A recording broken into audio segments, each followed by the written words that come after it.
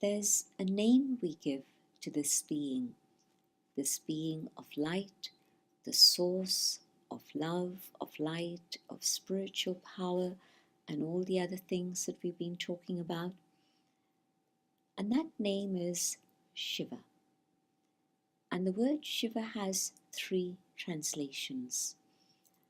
It means, firstly, the benefactor, the one whose benevolence is available for all. Secondly, the word Shiva means the point, the zero, the dot. And the third refers also to the quality of God, the seed. And the seed means that out of whom creation emerges, the creator. When we talk about the point, the zero, then sometimes in India they use the word Shiva for zero. The terms are synonymous, not in a religious context, but just in a calculation context. And so Shiva also describes the qualities, the role of God, but also the form of God, this point of light. What is our relationship with this being? Some would say the Creator, some would say Father. Let me suggest a little bit more to this. The soul, the human soul, or the Supreme Soul, doesn't have gender. All souls have masculine and feminine qualities. You would say that maybe love, compassion fit in within the feminine side of attributes, and then you would say that courage and power come in within the masculine side of attributes. Well, every soul has all of these qualities, but we express them in different ways. And yes, the physical form has gender, but the soul doesn't. The Supreme Soul also, no gender, and so in fact in India they describe God as the mother and father. And just as in human biology the role of mother is the first one with whom the child gets connected, and then the father, so we talk about God as mother and father, not father and mother usually, but mother and father. And in terms of our own relationship with the divine, if I've been searching, and maybe I haven't been searching for God, I've been searching for truth, and I come across these ideas and I decide to experiment.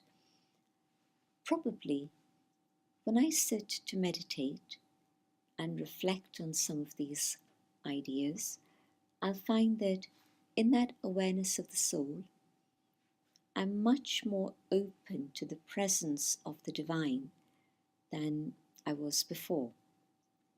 And probably the first experience that will come to me is of this feeling of peace and love, the terms that we would associate with the mother. And further on, yes, I would also discover the relationship with the father. Fathers usually give an inheritance to their children. And in this case too, this parent, this father, has a very significant inheritance for me, and that is happiness. Just imagine receiving a treasure store of happiness. And this is the experience we have when we come into connection with the divine and we experience the parent, the father. So God is my parent, my mother and father, the one with whom I can have a spiritual conversation, a connection, so that I experience that love and also the happiness that God wants to give me. But God is also my friend. Just think about a friend. There are things you would tell a friend that you wouldn't dream of telling your parents. And so I can open up my heart and speak to my friend, and my friend is always available. Any human friend will say to you, well, I'm a bit busy now, call me back later. But God has enough time for absolutely everyone. The power of God is incredible. With our limited minds, we actually cannot fully perceive how God is able to satisfy all the billions of souls on the planet who want to connect with that one. But it's possible for God, not for us, but for God. And so God is my friend. God is also my teacher.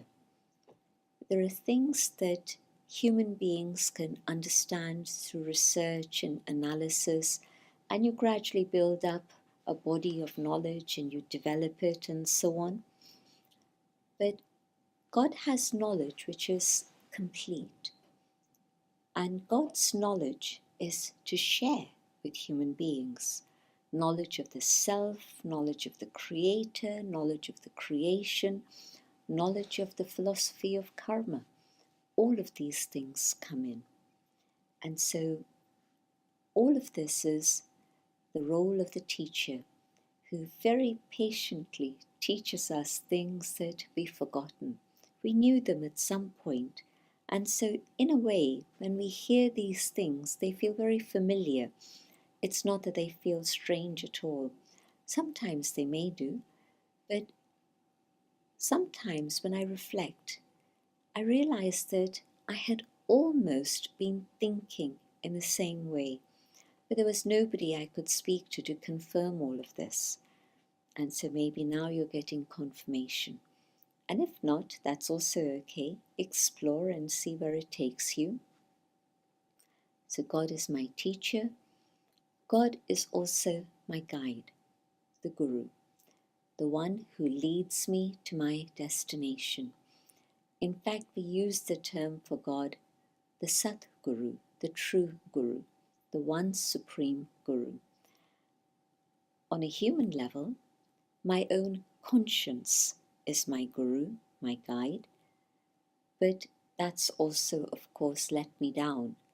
But now I have God, the Sat Guru, the Supreme Guru, the true Guru, who is showing me the path beyond a life of bondage to a state of liberation and beyond. And so God is also the Supreme Guru. And so mother, father, friend, teacher, and guide. It's beautiful to experiment with each one of these relationships, which are a very basic foundation for human life. Human beings are social creatures, and so we're not isolated, but we have all these connections and relationships.